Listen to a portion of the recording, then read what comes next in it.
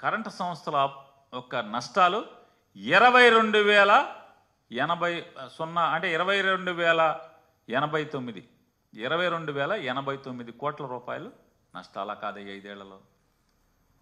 చంద్రబాబు నాయుడు ఎక్కిన 5 ఏళ్ళు 14 నుంచి 19 కరెంటు కంపెనీల నష్టాలు 22,000 కోట్ల రూపాయలు అయితే రాష్ట్రం విడేపటికి 6,000 కోట్లుంటే చంద్రబాబు నాయుడు దిగేపటికి 28,000 చిల్లర కోట్లయింది నష్టాలు. అలాగే కరెంటు కంపెనీల యొక్క అప్పులు 86,000 కోట్ల రూపాయలు. చంద్రబాబు దిగేపటికి 86,000 కోట్ల రూపాయలు అప్పులు. ఇది సంపద సృష్టి. ఇంత పాపం ఇక్కడ మూటగట్టెళ్ళి కరెంటు మీద ఇవన్నీ తప్పుడు మాటలని చెప్తారు. ఆయన తప్పుడు లెక్కలు చెప్తారు, అసత్యాలు చెప్తాడు, సిగ్గుపడకుండా కన్నార్పకుండా అబద్ధాలు చెప్తాడు, విషం చిమ్ముతాడు జగన్ మీద. జగన్మోహన్ రెడ్డి గారి ప్రభుత్వంలో ఏమైంది? 395 కదా, 5 ఏళ్లలో 395 కోట్ల నష్టాలు. జగన్మోహన్ రెడ్డి గారు 5 ఏళ్లలో 395 కోట్ల నష్టాలు. నీ 5 ఏళ్లలో 22,089 కోట్ల రూపాయల నష్టాలు కంపెనీలకి. నీ 5 ఏళ్లలో 56,000 కోట్ల అప్పులైతే కరెంటు కంపెనీలు. జగన్మోహన్ రెడ్డి గారు ప్రభుత్వంలో 36,000 కోట్లు. ఎవరు పనోడు? ఎవరు సంపద సృష్టించేవాడు? ఎవరు జాగ్రత్తగా వ్యవస్థల్ని గాడిలో పెట్టేవాళ్ళు ఎవరు? విషం చిమ్మితే సరిపోదు కదా, ఈ చెప్తాయి కదా. ఇవాళ జగన్మోహన్ రెడ్డి గారిని ఒకటే రామోజీరావు గారి అబ్బాయిని కానీ చంద్రబాబు నాయుడు కానీ చాలామంది అవాకులు చవాకులు పేలుతున్నారు.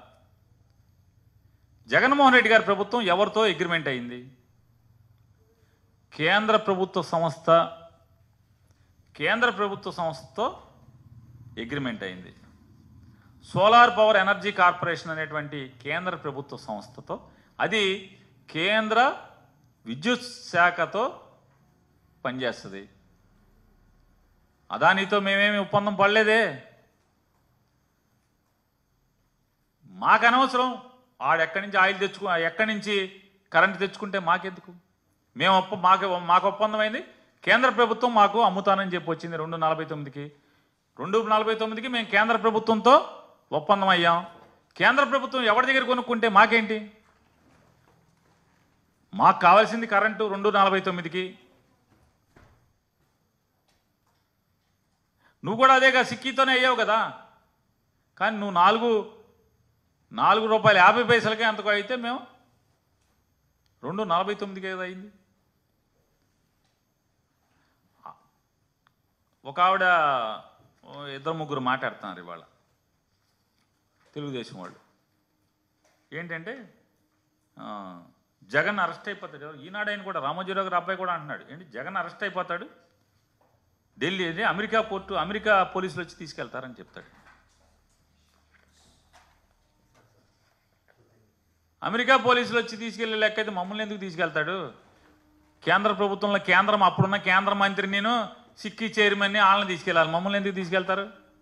మా ఒప్పందం ఎవరితో? జగన్మోహన్ రెడ్డి గారి ప్రభుత్వం ఒప్పందం ఎవరితో? కేంద్ర ప్రభుత్వంతో కదా. అదాని దగ్గర ఎందుకు కొనుక్కుంటున్నారో, ఎంత కొనుక్కుంటున్నారో, ఎలా కొనుక్కుంటున్నారో వాళ్ళు కదా కొనుక్కున్నది. మేము మోడీ ప్రభుత్వం దగ్గర కొనుక్కుంటాక ఒప్పందం అయ్యాం. మేము మోడీ ప్రభుత్వానికి కరెంటు కొంటాం, డబ్బులు కడతాం. మోడీ ప్రభుత్వం ఎవరి దగ్గర కొనుక్కుంటే వాళ్ళు కదా, మాకేం సంబంధం? వాళ్ళు చంద్రబాబు దగ్గర కొంటారా, రామోజీరావు గారి అబ్బాయి దగ్గర కొంటారా, అదానీ దగ్గర కొంటారా, లేదా ముఖేష్ అంబానీ దగ్గర కొంటారా? ఎవరి దగ్గర కొంటే మాకేం సంబంధం? మాకు కరెంటు కావాలి.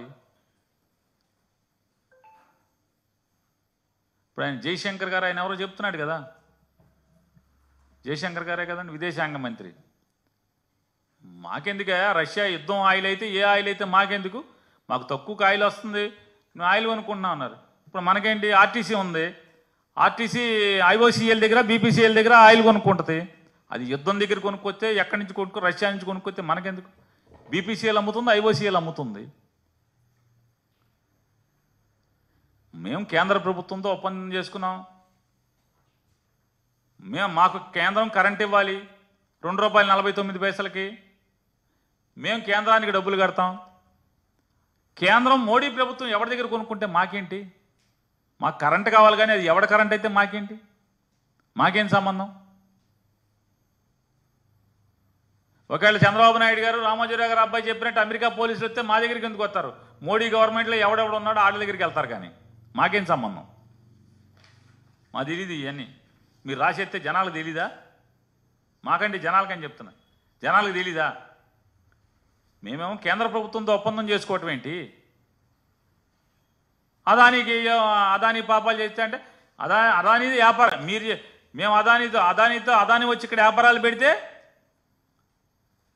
జగన్ గారితో వచ్చి కలిసి ఆంధ్రప్రదేశ్ రాష్ట్రంలో బోల్ని వ్యాపారాలు పెట్టాడు. వ్యాపారాలు పెడితే అదేమో బూతు, అక్రమ సంబంధం.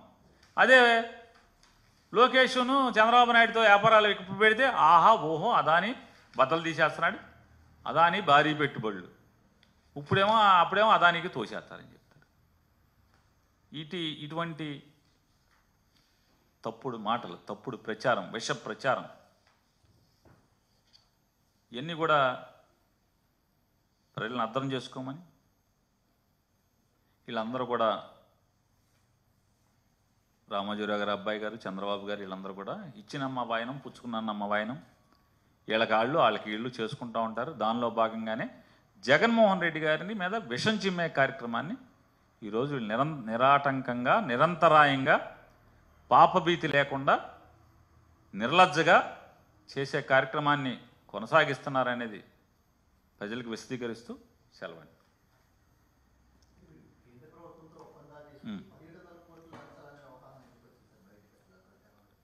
నేను అది చెప్తున్నాను.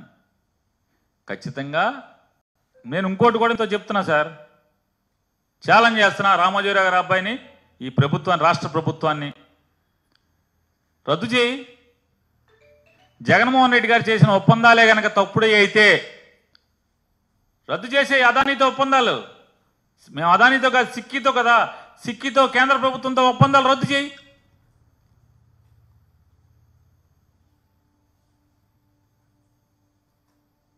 ఎవడొద్దన్నాడు? రద్దు చేయి, మీ ఇష్టం వచ్చింది చేయి. మేము దేనికైనా మేము పక్కాగా నిజాయితీగా పరిపాలన చేశాం. ప్రజల శ్రేయస్సు, ప్రజల సంక్షేమం కోసం పరిపాలన చేశాం. సార్ రండి, ఇందులో మా తప్పు పాపం ఉంటే కదా. నీకు చేతనైతే, మేము చేసింది పాపం అయితే నువ్వు రద్దు చేయి. కేంద్ర ప్రభుత్వంతో జగన్మోహన్ రెడ్డి గారి ప్రభుత్వం చేసుకున్న ఒప్పందాలు రద్దు చేయి. ఏ సరుకు లేదా?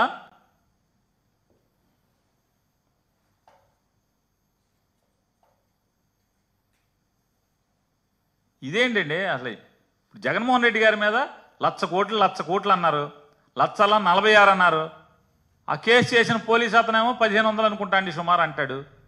అందులో ఇప్పుడు 7-8 మంది ఐఏఎస్ ఆఫీసర్లు మొత్తం ఎక్విట్లు వచ్చారు, అందరూ నిర్దోషులుగా బయటకు వచ్చారు. మరి దాంట్లో సంతకాలు పెట్టిన అధికారులే నిర్దోషులు అయితే జగన్మోహన్ రెడ్డికి ఏం సంబంధం అసలు? ఆ ఫైల్ మీద సంతకాలు పెట్టిన ఐఏఎస్ అధికారులు నిర్దోషులని సుప్రీంకోర్టులు తీర్పులు చెప్తా ఉంటే, హైకోర్టులు తీర్పులు చెప్తా ఉంటే అది జగన్కి కేసులో ఏంటి సంబంధం? కాంగ్రెస్ పార్టీ చంద్రబాబు నాయుడు కలిసి పెట్టిన తప్పుడు కేసుల మీద 1,00,000 కోట్లు, 46,000 కోట్లు, ఈ చివరికి 1,500 కోట్లు అన్నారు. ఆ 1,500 కోట్లు అబద్ధం అని చెప్పని తేలిపోతుంది కదా. ఇది కూడా విషం చెమ్మటమే ప్రజలందరూ గమనిస్తున్నారు. జగన్మోహన్ రెడ్డి గారి మీద చంద్రబాబు నాయుడు, ఆయన 2 పేపర్లు, 10 ఛానల్స్ ఏ రకంగా విషం చిమ్మేటువంటి కార్యక్రమం నిరంతరం కొనసాగిస్తున్నాయో మనం చూస్తున్నాం. ప్రత్యేక